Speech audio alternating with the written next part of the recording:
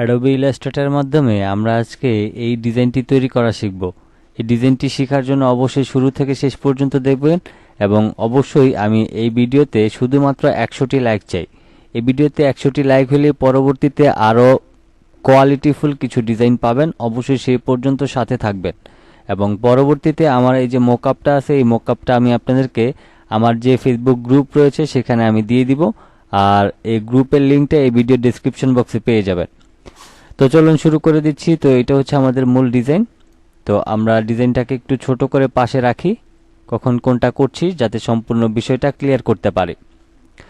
প্রথমে হচ্ছে আমাদেরকে এই যে বড় যে মোটা যে শেপটা রয়েছে মাঝখানের এই শেপটা তৈরি করতে হবে।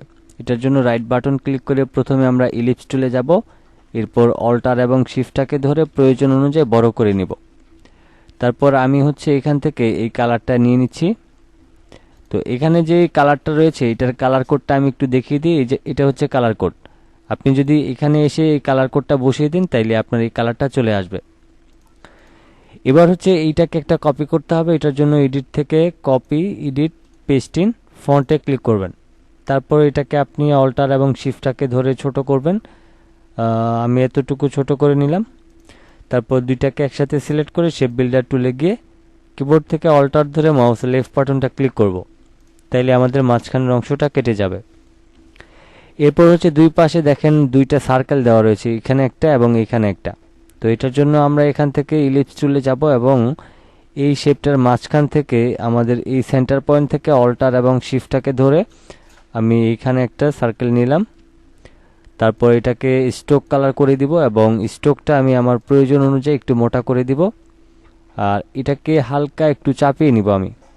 ওকে, এরপর ভিতরের অংশে আমাদের একটা এরকম সার্কেল আছে, আমি সেই সার্কেলটাকে তৈরি করছি। এটাকে ক্লিক করে কিবোর্ড থেকে কন্ট্রোল সি কন্ট্রোল এফ দিয়ে কপি করে আমি অল্টার এবং শিফটটাকে ধরে আমি এখানে বসিয়ে দিলাম। তো এখানে একটা জিনিস খেয়াল করবেন, উপরেরটার মধ্যে যেই রকমটা গ্যাপ আছে আমাদের মাঝখানেরটায় যাতে ওই রকমটা একটা গ্যাপ থাকে। তো মনে হচ্ছে এটার একটু গ্যাপটা বেশি, আমি এটাকে হালকা একটু টেনে গ্যাপটা ঠিকঠাক করে নিব।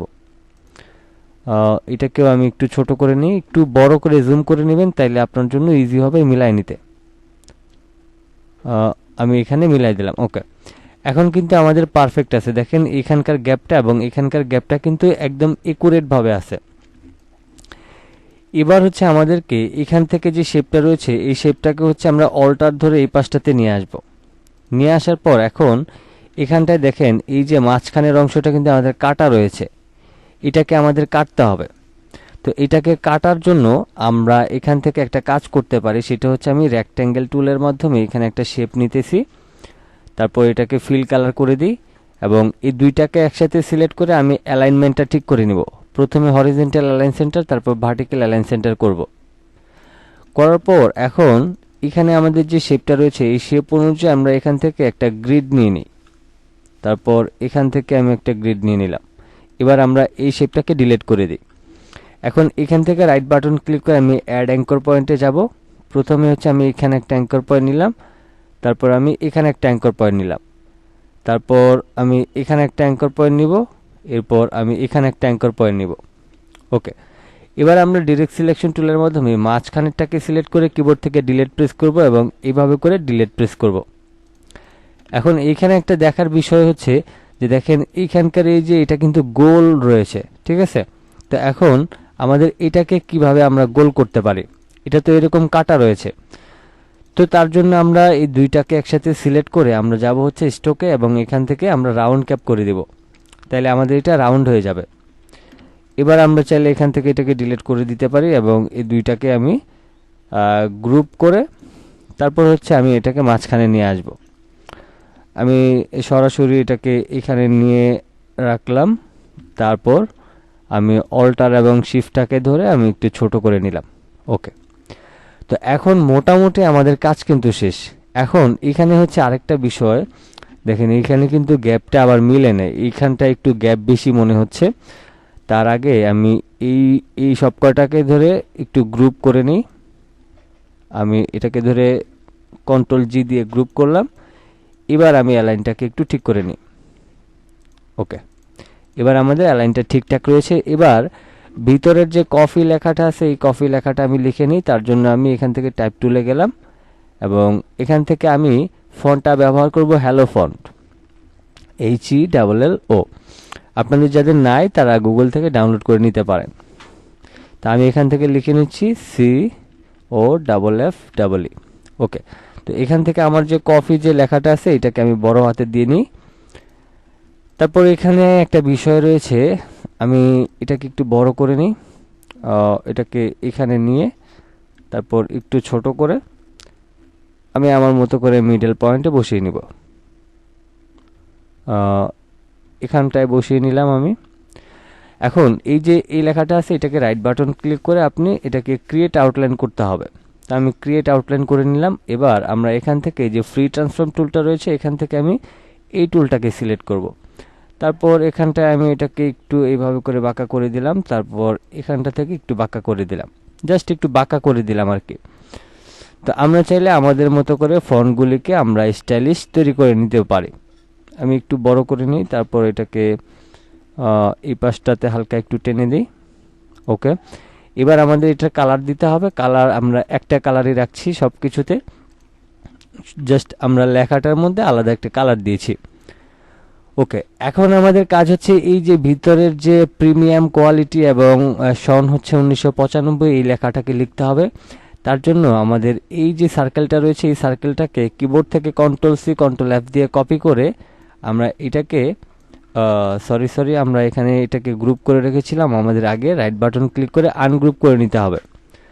তারপর এখান থেকে এটাকে আমি সিলেক্ট করে CTRL-C CTRL-F দিয়ে কপি করে তারপর আমি এটাকে একদম এই পর্যায়ে নিয়ে এসে আমি এখানে ডিফারেন্ট একটা কালার দিয়ে দিচ্ছি এবং এটা স্ট্রোক কালারটা আমি যতটা কম পারি কমিয়ে নিব। আমি 0.5 করে নিলাম। ওকে, এবার আমরা হচ্ছে এখান থেকে রাইট বাটন ক্লিক করে আমরা টাইপ অন এ পাথ টুলে যাব। টাইপ অন এ পাথ টুলে যাওয়ার পর এখন আমরা লেখাটাকে ঠিক এখান থেকে শুরু করব। তা আমি এখানে ক্লিক করে দিচ্ছি। ক্লিক করে দেওয়ার পর দেখেন এখানে কিন্তু আমাদের অনেকগুলি অটোমেটিক্যালি লেখা চলে আসছে। তা আমি সম্পূর্ণটাকে সিলেক্ট করে আমি এখন আমার যে লেখাটা আছে সেটা লিখে নিচ্ছি। অবশ্যই সম্পূর্ণটা বড় হাতে লিখতে হবে, PREMIUMQUALITY।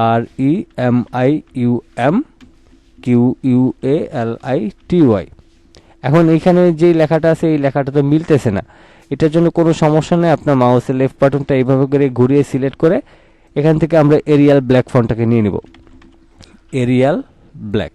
ওকে, এবার এখান থেকে যেহেতু আমাদের ফন্টটা অনেক বড় আছে আমরা জাস্ট এখান থেকে ধরেন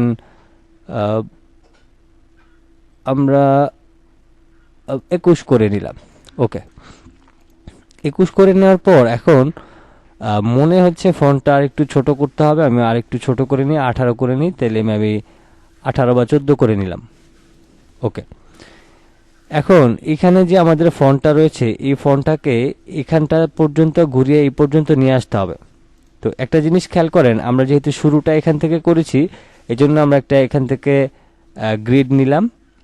তারপর এটাকে আমরা সিলেক্ট করে কিবোর্ড থেকে অল্টার ধরলে আমাদের যে রাইট অ্যারো কি আছে সেটাকে চাপলে দেখেন আমাদের লেখাটা কিন্তু বড় হয়ে যাচ্ছে এবং আমরা এটাকে সহজে কিন্তু এখানে বসায় নিলাম।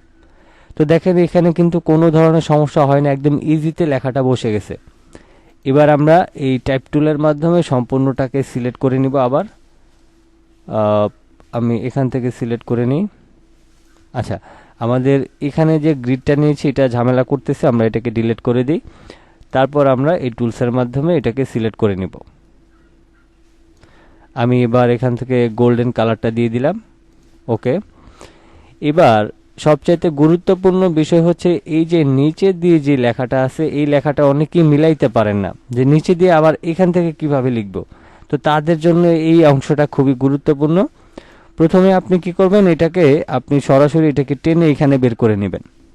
তারপর বের করে নেওয়ার পর আপনি এই যে শেপটা রয়েছে এটাকে একটা কপি করতে হবে। কপি করার জন্য অল্টার ধরে এদিকে নিয়ে কপি করবেন। এবার এটা সিলেক্ট থাকা অবস্থায় আপনি টাইপ অপশনে যাবেন, এরপর টাইপ অনে পাথ অপশন, তারপরে হচ্ছে আপনি এই টাইপ অনে পাথ অপশন এখানে ক্লিক করবেন। তো প্রথমে আপনি প্রিভিউ অপশনে ক্লিক করবেন, তারপর আপনি ফ্লিপে ক্লিক করবেন, তাহলে এটা নিচের দিকে চলে আসবে। এরপর এখান থেকে হচ্ছে আপনি এই অপশনটার উপর ক্লিক করে দিবেন। তাইলে এটা সরাসরি এই দিকটাতে চলে আসবে। ঠিক আছে, এরপর আপনি নর্মালি এটাকে চাইলে এদিকটাতে ঘুরিয়ে নিয়ে আসতে পারেন আপনি এই বরাবর। আমি এটাকে মাঝখানটায় রাখছি, এখান থেকে এই পর্যন্ত রাখলাম। ওকে, এখন নিচে দিয়ে আমাদের হচ্ছে সন 1995 লেখা, আমরা সেই লেখাটাকে লিখে নিই। আমরা আবারও টাইপ টুলের মাধ্যমে সম্পূর্ণটাকে সিলেক্ট করে নিই। তো এখানে হচ্ছে আমাদের এই যে মাঝখানে যে একটা গ্যাপ রেখেছি সেটাও কিন্তু খেয়াল করবেন। সরি, আমাদের এখানে 1995। ওকে, এবার কি করতে হবে, আমাদের এখানে ক্লিক করে আমাদের এই লেখাটাকে একদম মাঝ বরাবর নিয়ে আসতে হবে। মাঝ বরাবর নিয়ে রাখলে আমাদের জন্য সুবিধা হবে। তো আমরা নিয়ে আসলাম। এবার এখন আমাদেরকে কি করতে হবে, এই দুইটাকে একসাথে সিলেক্ট করতে হবে। তারপর এখান থেকে অ্যালাইন অপশনে যেতে হবে, প্রথমে হরিজন্টাল অ্যালাইন সেন্টার, তারপর ভার্টিক্যাল অ্যালাইন সেন্টার। দেন আমাদের লেখা কিন্তু সহজে মিলে গেল, তাই না? এবার আমরা এই দুইটাকে কন্ট্রোল জি দিয়ে গ্রুপ করে আমরা সরাসরি এটাকে এইখানে নিয়ে বসায় নেব। তো এটাকে আমাদের প্রপারলি বসাইতে হবে অবশ্যই। তার জন্য আমি একটা কাজ করতে পারি, সেটা হচ্ছে এই লেখাটাকে একটু বাইরে বের করে নিই। এটাকে বাইরে বের করে নিলাম। এবার সম্পূর্ণটা যেহেতু এদিকে কাজ শেষ, আমরা রাইট বাটন ক্লিক করে আমরা গ্রুপ করে নিব। গ্রুপ করার পর এটার সাথে এটাকে অ্যালাইন করব। আমি প্রথমে হরিজন্টাল অ্যালাইন সেন্টার, তারপর ভার্টিক্যাল অ্যালাইন সেন্টার করে নিব। তারপর অবশ্যই এটাকে আমাদের নিচের দিকে নিয়ে যেতে হবে, তাইলে আমাদের লেখাটা উপরের দিকে চলে আসবে। তো এখন আমাদের বাকি রইল কি, এদিকে একটা স্টার বসানো, এদিকে একটা, এদিকে একটা, এদিকে একটা। তো আমরা এদিকটাতে স্টার বসাইনি। স্টার বসানোর জন্য রাইট বাটন ক্লিক করে আমি স্টার টুলে গেলাম। তারপর এখানটায় আমি একটা স্টার তৈরি করছি। অবশ্যই এখানে আমরা হোয়াইট কালার দিয়ে দিই, হোয়াইট কালারটা এখানে ভালো লাগবে। তারপর এখানটা সিলেক্ট করে অল্টার এবং শিফটটাকে ধরে আমি এই পর্যন্ত নিয়ে আসতেছি। তারপর হচ্ছে এখানে একটা কাজ করি, এই লেখাটাকে আমি আনগ্রুপ করে একটু ঘুরাই দিই। এটাকে না ঘুরিয়ে চাইলে আমি স্টারটাকে একটু ঘুরাই দিতে পারি। ওকে, এতটুকু করে নিলেও পারি। আর এটাকে হালকা একটু নিচের দিকে নামাই দিই, এটাকেও হালকা একটু নিচের দিকে নামাই দিই। ওকে, তারপর এখান থেকে এটাকে আবার অল্টার ধরে কপি করে আমি এখানটা একটা বসিয়ে নিই, এখানটায় বসাই দিলাম আমি। তারপর এটাকে একটু নিচের দিকে নামাই দিই। ওকে, এবার অল্টার এবং শিফটটাকে ধরে আমি এখানে নিয়ে আসলাম। তারপর এটাকে আমি এখানটায় বসিয়ে দিলাম। ওকে, তো ফাইনালি দেখেন আমাদের ডিজাইনটা কিন্তু হয়ে গেল। এইবার কথা হচ্ছে, এই যে ডিজাইনটা আমরা তৈরি করলাম, এটার জন্য আমাদের মকআপ করলে ডিজাইনটা কেমন লাগে সেটা আমরা একটু দেখে নিই।